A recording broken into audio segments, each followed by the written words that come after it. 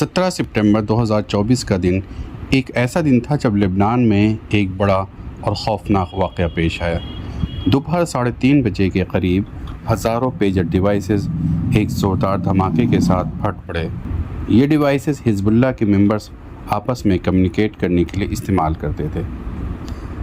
ये डिवाइसेस उस वक्त फटे जब कोई बाज़ार में था या कोई घर पे या कोई किसी महफिल में बैठा हुआ था। सब कुछ बिल्कुल आम लग रहा था, लेकिन एकदम किसी नामालूम मैसेज ने सब कुछ बदल दिया। हिज़्बुल्लाह के मेंबर्स का कहना है कि उनके पेजेस पर एक मैसेज रिसीव हुआ और जो भी डिवाइसेस उस वक्त ऑन थी वो ज़बरदस्त धमाके के साथ फट पड़ी। अब तक इस वाक़े में 37 लोग जान से हाथ धो चुके हैं, जिनमें कुछ मासूम बच्चे भी शामिल हैं, जबकि 3000 से ज़्यादा लोग मुख्तलिफ़ इलाक़ों में शदीद ज़ख्मी हो चुके हैं। धमाके लेबनान में हुए, लेकिन इनकी गूंज पूरी दुनिया में न्यूज़ हेडलाइन के ज़रिए सुनाई दी गई।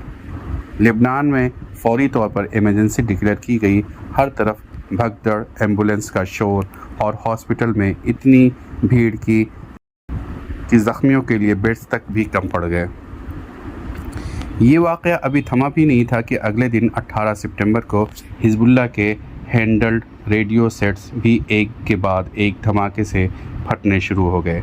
हिज़्बुल्लाह ने इन तमाम हादसात की ज़िम्मेदारी अपने बड़े दुश्मन इज़राइल पर डाल दी है।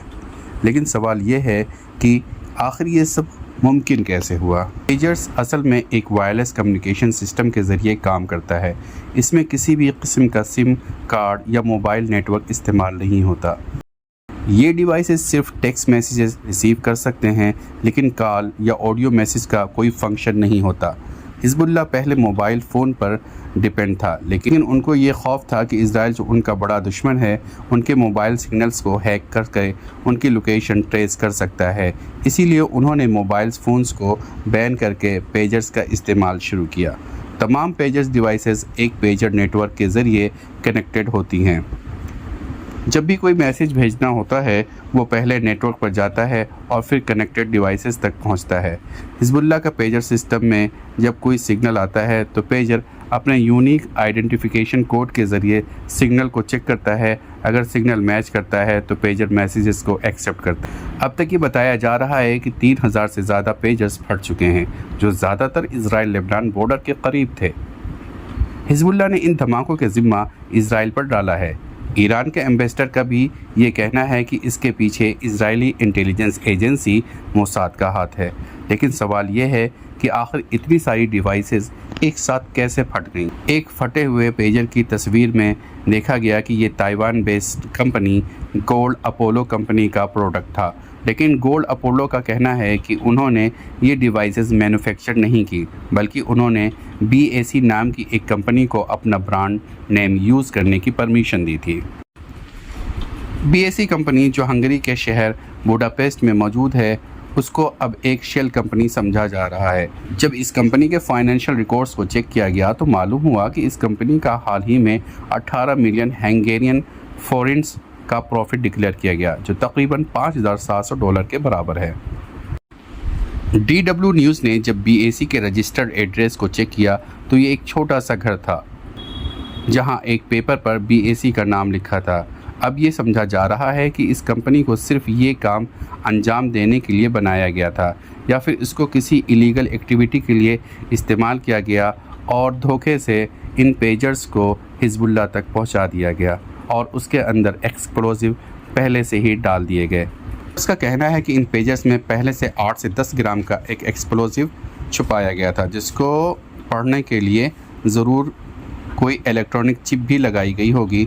ये चिप तब एक्टिवेट होती है जब एक ख़ास कोड नंबर भेजा जाता है। अहम सवाल ये है कि जब हिज़्बुल्लाह का पेजर नेटवर्क एक प्राइवेट नेटवर्क था, तो फिर ये ख़ास कोड उस प्राइवेट नेटवर्क में किसने भेजा। ये सिर्फ 3 सूरतों में मुमकिन है। या तो हिज़्बुल्लाह के किसी मेंबर ने गद्दारी की, या मोसाद ने उनका प्राइवेट नेटवर्क हैक किया, या फिर पेजर्स में कोई हिडन मोबाइल नेटवर्क सिस्टम था जो उनको रिमोटली कंट्रोल कर सकता था। अगले दिन जब हिज़्बुल्लाह के कुछ वॉकी टॉकी सेट्स भी फट पड़े तो इससे खौफ और बढ़ गया। फटे हुए वॉकी टॉकी सेट पर आईकॉम कंपनी का नाम था। جو ایک جاپنیز کمپنی ہے، لیکن آئی کام کا کہنا ہے کہ یہ ماڈل انہوں نے 2014 میں بنانا بند کر دیا ہے۔ حزب اللہ نے یہ سیٹس بھی کچھ مہینے پہلے ہی خریدے تھے جب پیجرز لبنان میں آئے تھے، تو اس سے یہی لگتا ہے کہ موساد نے پہلے ان واکی ٹاکی اور پیجرز کو شیل کمپنی کے ذریعے اپنے انڈر میں لیا اور اس کے اندر ایکسپلوزیو اور کوئی چپ لگا کے پھر اس کو وہاں سے حزب اللہ کو پہنچوا دیا۔ لیبنیز سیکورٹی فورسز کا کہنا ہے کہ اسرائیل کی ایجنسی موساد دنیا بھر میں اس قسم کے کرائمز کے لیے مشہور ہے۔ موساد پہ پہلے ہی کافی ایسے آپریشن کا الزام لگ چکا ہے۔ مثال کے طور پر 2010 میں اسرائیل نے اسٹوکس نیٹ نام کے ایک کمپیوٹر ورم لانچ کیا جو ایران کے نیوکلیئر پروگرام کے ٹارگٹ کرنے کے لیے تھا۔ اب یہ سمجھا جا رہا ہے کہ موساد نے پہلے ہی سے پلان کر کے یہ دھماکے انجام دیے۔ آج کے دن یہ سوال اٹھتا ہے کہ اگر یہ کام پیجرز یا واکی ٹاکی کے ساتھ کیا جا سکتا ہے تو کیا ہمارے موبائل فونز بھی محفوظ ہیں؟ یہ سوچ کر ایک نئی بحث چھڑ گئی ہے کہ آنے والے وقت میں ہم کس چیز سے بچ پائیں گے۔ آپ کا اس بارے میں کیا خیال ہے؟ اپنی رائے کمنٹ سیکشن میں ضرور دیجیے۔